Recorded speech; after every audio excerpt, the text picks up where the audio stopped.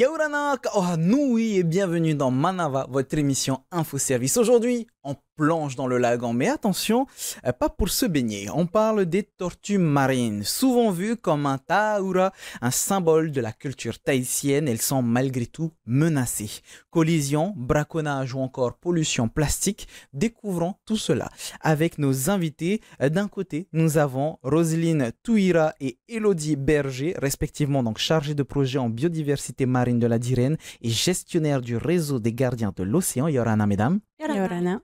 Et puis de l'autre, nous avons Jade Gouin qui est vétérinaire et Mathieu Pujol, biologiste marin, tous deux de l'association Temana ou Temoana. Yorana. Yorana. Yorana.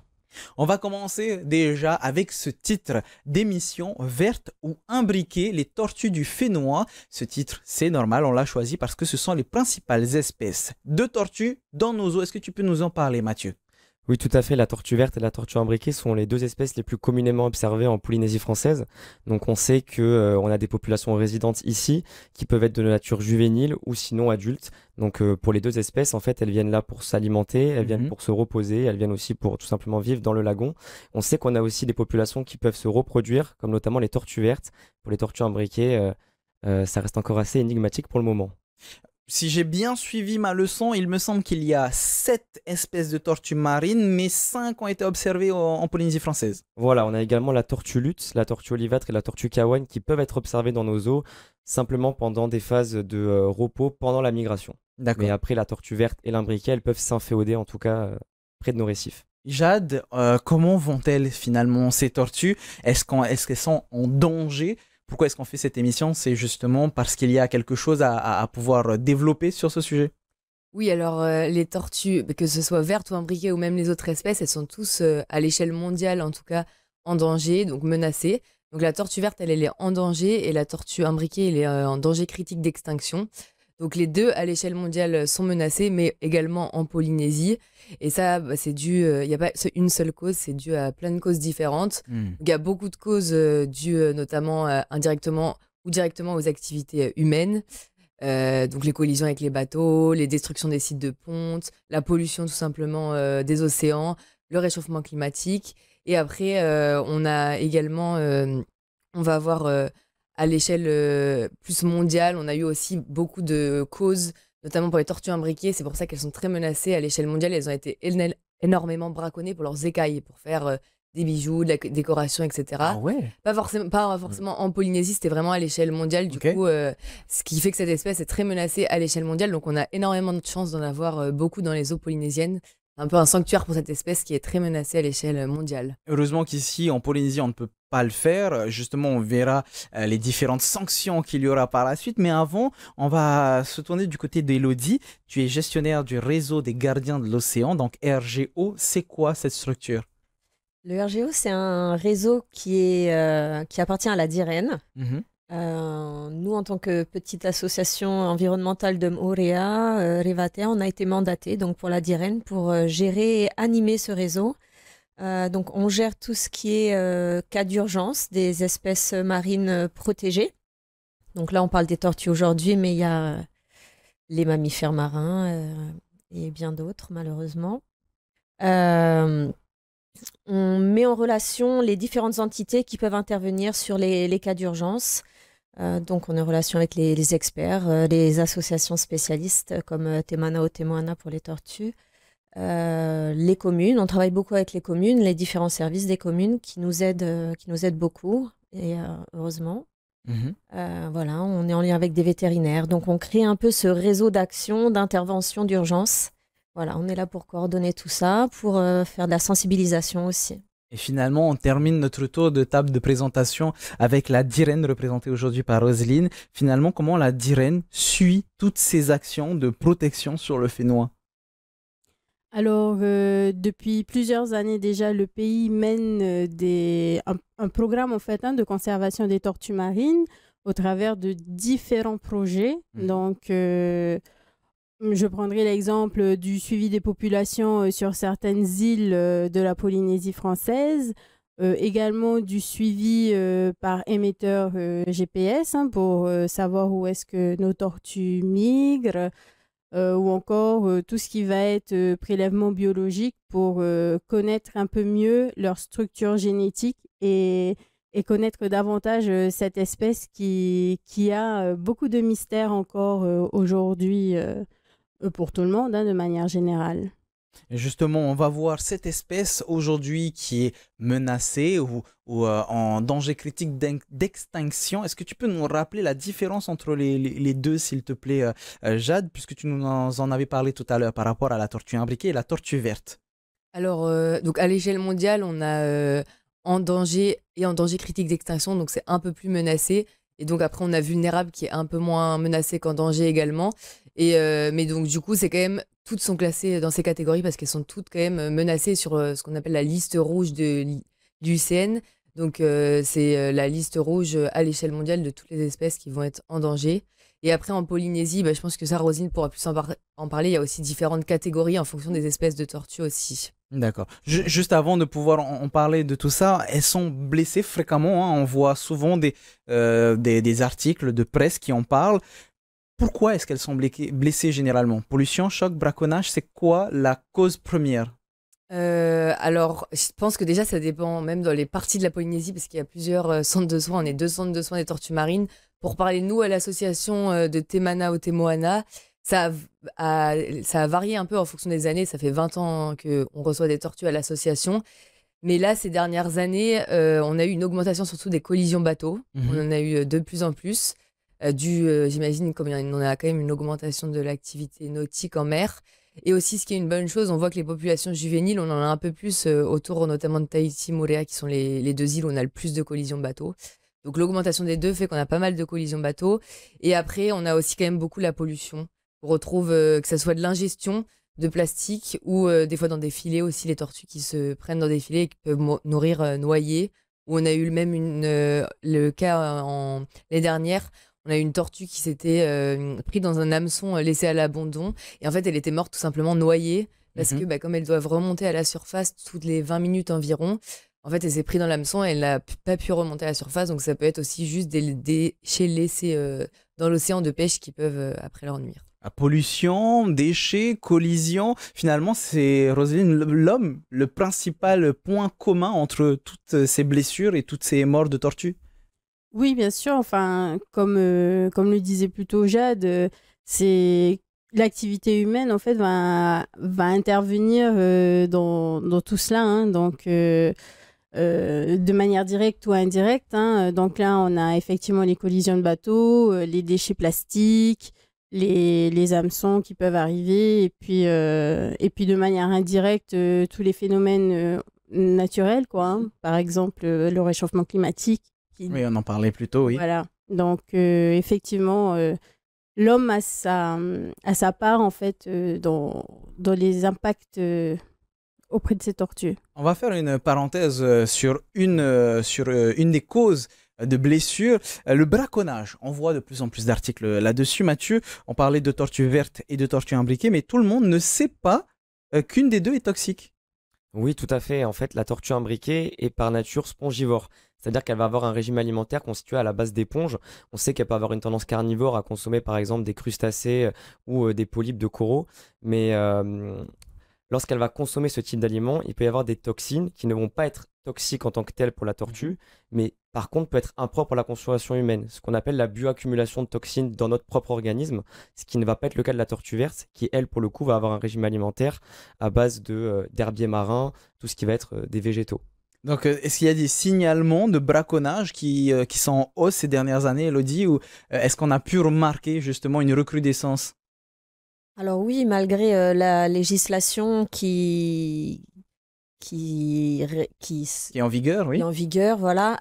Oui, on a de plus en plus de cas qui nous est remonté. On a commencé l'année avec déjà plus d'une dizaine de cas, notamment Uraru Matei, malheureusement.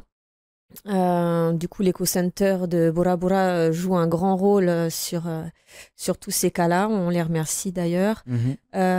Ouais, non, vraiment, le braconnage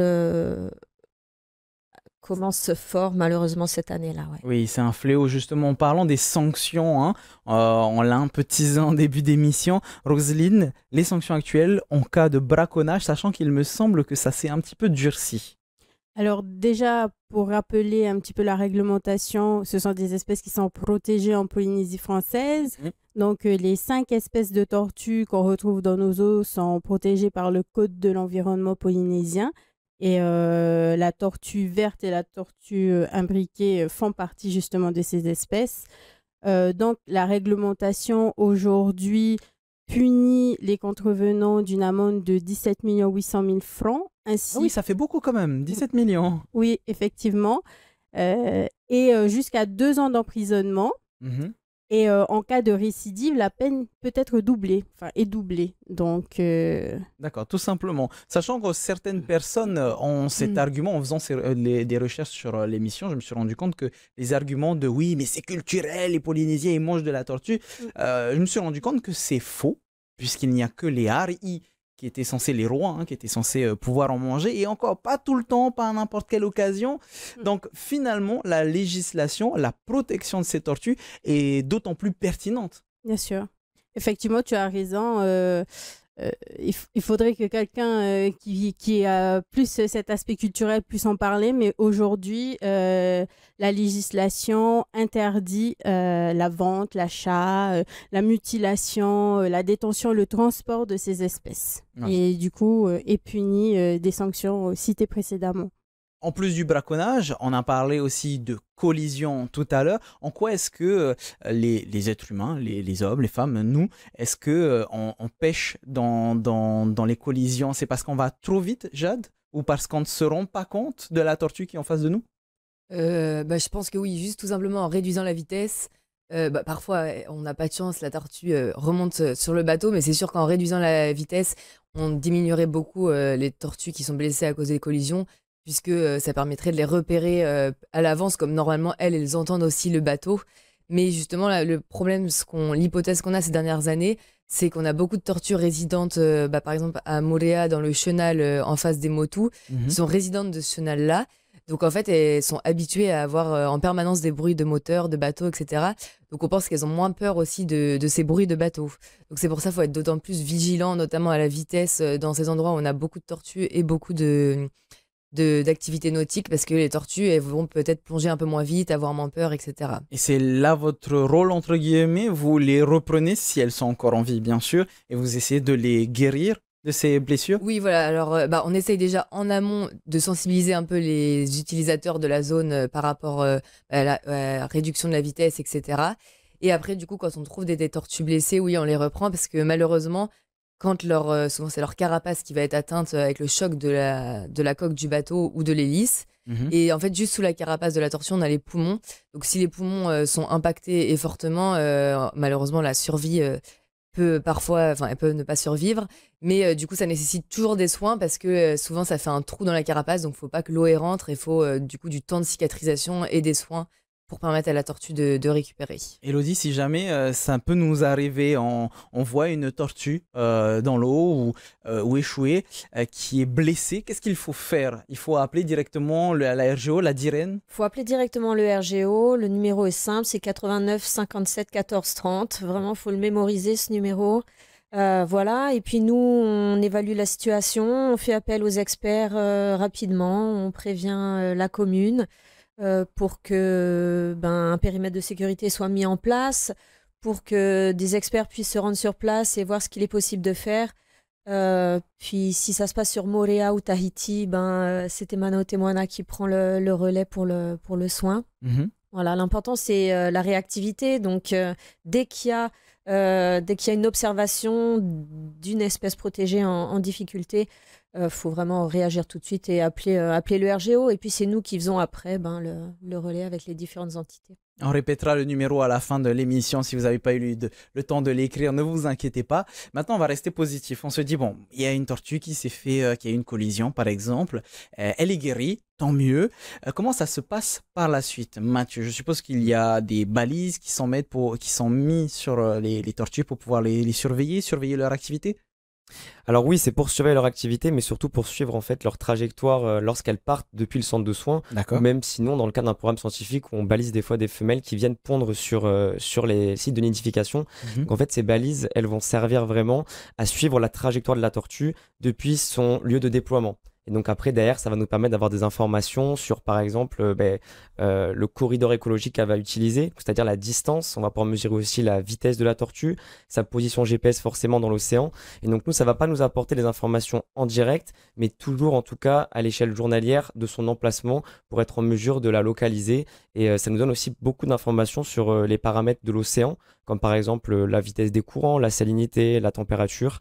Et ça nous permet aussi d'alimenter des modèles derrière pour pouvoir évaluer vraiment quelle va être sa stratégie de migration pour rejoindre leur aire d'alimentation et de reproduction. Roselyne, c'est d'autant plus important pour la DIREN ou même pour toutes les structures qui travaillent de concert autour de la tortue en Polynésie française. C'est d'autant plus important de pouvoir suivre toutes ces indications, que ce soit d'un point de vue culturel, on est très proche de la tortue dans la culture polynésienne, ou même tout simplement d'un point de vue plus environnemental. Oui, bien sûr, toutes ces données en fait sont importantes, hein, les données de migration, les données qu'on peut avoir sur les sites de nidification ou encore ce que je disais, leur structure génétique. Ça nous permet de savoir à quel type de population on a affaire. Est-ce qu'elle est petite? Est-ce qu'elle est restreinte? Est-ce qu'elle se mélange avec d'autres populations du Pacifique? Ce sont toutes ces questions qu'on peut se poser aujourd'hui et le fait d'avoir ces informations et cette collecte de données permet en fait au pays d'adapter justement ses plans de gestion de cette espèce. Comment est-ce qu'on peut améliorer leur protection au sein de notre territoire et éventuellement engager des discussions avec les autres pays du Pacifique parce que on sait aujourd'hui que les tortues ne connaissent pas les frontières de l'homme. Donc elles traversent tous les océans. Donc, c'est d'autant plus important d'avoir toutes ces données aujourd'hui. Et une chose que je me pose comme question, c'est que nous, on peut se reconnaître, on a notre carrure, la forme de notre visage, ou même tout simplement nos empreintes digitales. Comment est-ce qu'on fait pour reconnaître une tortue jade? Est-ce qu'il y a un petit peu la même chose? Alors oui, on a ce qu'on appelle la photo-identification. Donc c'est grâce au profil d'écaille de la tortue, où en fait le profil va être unique pour chaque individu. Mhm. Donc c'est un peu comme nos empreintes digitales, en fait ça permet de les reconnaître et de les identifier, d'identifier les individus des tortues comme ça. Donc en fait grâce à ça, ça va permettre donc de suivre par exemple une tortue qu'on a relâchée au centre de soins. Si on la balise pas, si elle est reprise en photo, on va pouvoir la reconnaître. Et ça permet aussi à plus petite échelle en Polynésie, par exemple, de comprendre un peu plus. Est-ce que les tortues qu'on voit tous les jours autour de Tahiti Moorea, est-ce qu'elles sont résidentes des spots? Est-ce qu'elles vont migrer voilà, d'un endroit à l'autre? Et également, combien de temps, si elles restent ici, combien de temps? Et au bout de quelle taille à peu près on va plus les observer, etc. Donc ça peut donner plein d'infos en étant... c'est pas invasif, juste... faut pas aller exprès déranger la tortue, par contre c'est important. Mais si jamais on a une photo d'une tortue où on peut analyser ses écailles, et ben là, ça va être des informations que nous, on collecte pour la DIREN notamment, où on va traiter l'image pour identifier l'individu. Mais attends, ça veut dire que même moi, si je vais à la plage demain et que je vois une tortue, je peux la prendre en photo pour vous aider. Même, pas forcément en tant que bénévole, mais juste en tant que personne lambda. On peut vous donner un coup de main dans ce sens? Oui, voilà. Alors, donc nous, on peut traiter après les photos et donc répondre à la personne qui a envoyé des photos. Après, vraiment, la chose qu'on dit, c'est qu'il ne faut pas les déranger exprès pour absolument avoir une photo. C'est si on a vraiment l'occasion qui se présente d'une tortue qui passe. Et donc, à ce moment-là, nous, on fait après un retour à la personne qui a pris la photo dans le cadre de ce programme de photo-identification. Est-ce qu'elle a déjà été vue, si c'était la première fois ou pas? Et après, est-ce qu'il y a déjà eu des migrations pour cette tortue, etc. Alors, vous voyez, je commence déjà à me projeter, à me dire, ah tiens, j'aimerais bien prendre en photo telle ou telle tortue pour être déjà allé au centre Temana ou Temoana. Est-ce que, Elodie, dans ce sens, vous avez déjà aussi accompagné ou sensibilisé des jeunes et des moins jeunes pour les sensibiliser à cette cause? À travers le RGO, c'est en train de se développer. On développe vraiment ce côté sensibilisation parce que c'est très important. Donc, on va mettre en place des stands, on va essayer d'avoir plus de représentativité. C'est vrai que depuis 2017, sa création, c'était à la base le réseau local d'échouage. Donc, il était vraiment concentré sur les urgences. sur les situations de détresse des animaux. Là, on est en train de développer du coup le réseau pour vraiment qu'il soit connu, reconnu et qu'on puisse avoir un poids justement dans toute cette sensibilisation qui nous tient vraiment à cœur. Des sensibilisations, peut-être que ça se met déjà en place dans les écoles. Comment est-ce que réagissent les gens à toutes ces campagnes, Roselyne? Est-ce que vous avez eu des retours de personnes qui ont changé leur manière de voir les choses? Oui, je pense que de manière générale, les personnes sont de plus en plus sensibilisées à cette thématique de protection de l'environnement et de nos espèces en particulier. Et effectivement, enfin, pour prendre le cas de notre réseau des gardiens de l'océan, on a de plus en plus de signalements, ce qui témoigne quand même de cet engagement de la population sur cette préservation. Une certaine forme de prise de conscience. Oui, absolument.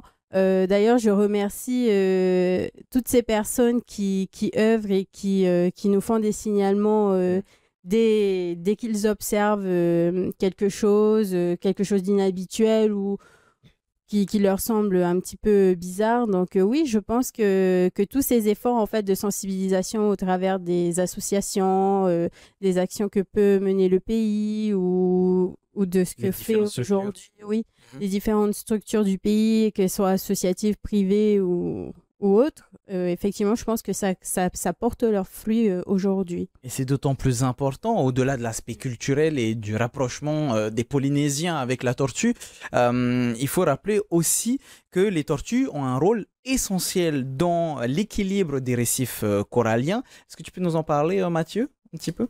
Oui, en fait, les tortues, on dit que ce sont les sentinelles de l'océan parce qu'elles font partie en fait des plus hauts maillons de la chaîne alimentaire et que si jamais on va faire un impact sur les populations de tortues marines, c'est sur tout le reste des espèces vivantes derrière qu'on va pouvoir avoir des dommages et donc on va avoir un déséquilibre de l'écosystème. Pour globaliser ça, en fait, on dit qu'elles sont bio-indicatrices de l'état de santé des écosystèmes, tout simplement. C'est un petit peu tôt peut-être pour s'exprimer là-dessus, mais est-ce que tous les efforts que vous menez, toutes ces structures, est-ce qu'aujourd'hui on peut dire qu'on va dans le bon sens?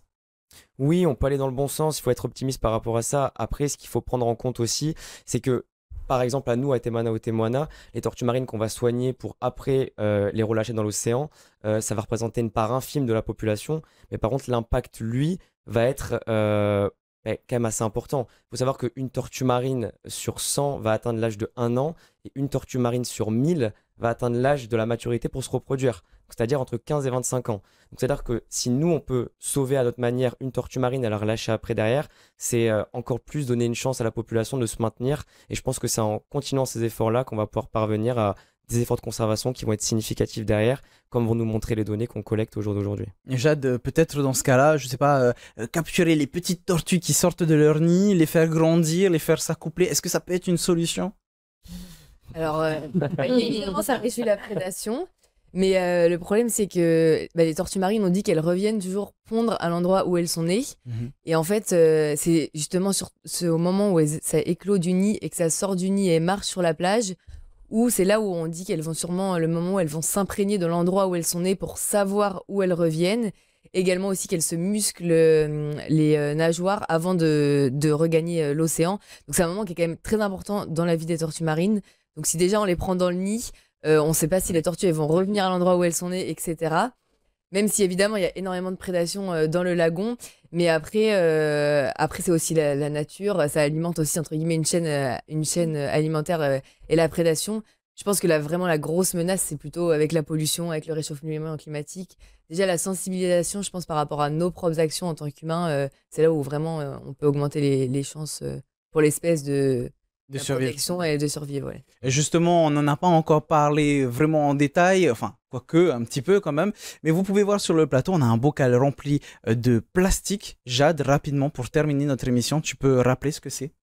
Alors ça, c'est une tortue qu'on avait retrouvée encore vivante, mais très maigre sur l'île de Moorea, justement. Et en fait, malheureusement, elle est décédée quelques jours après. Donc pour comprendre la cause de son décès, donc on a réalisé une autopsie. En fait, c'est tout le plastique retrouvé dans une seule tortue marine. Et en fait, du coup, on se rend compte, on peut voir que c'est pas seulement des fois un sac plastique. Le plus souvent, c'est vraiment une accumulation de plein de déchets, plastique ou non, de tout type de déchets, et en fait qui devient chronique pour la tortue. Des fois, c'est peut-être des ingestions qui durent depuis des années. La tortue qui souffre longtemps avant en fait de décéder, de s'amaigrir. Et voilà, donc ça c'est un cas on avait gardé, mais ça arrive malheureusement très fréquemment. On trouve des tortues comme ça qui ont ingéré du plastique. Donc vous savez ce qu'il vous reste à faire, ne pas polluer, tout simplement, ça serait la première règle. Peut-être aider les associations en prenant une photo, n'allez pas déranger les tortues bien sûr. Est-ce que tu peux, Elodie, nous rappeler le numéro de téléphone s'il te plaît, si jamais on trouve une tortue en difficulté? Alors une tortue et toutes les autres espèces marines protégées, hein, vous appelez le 89 57 14 30.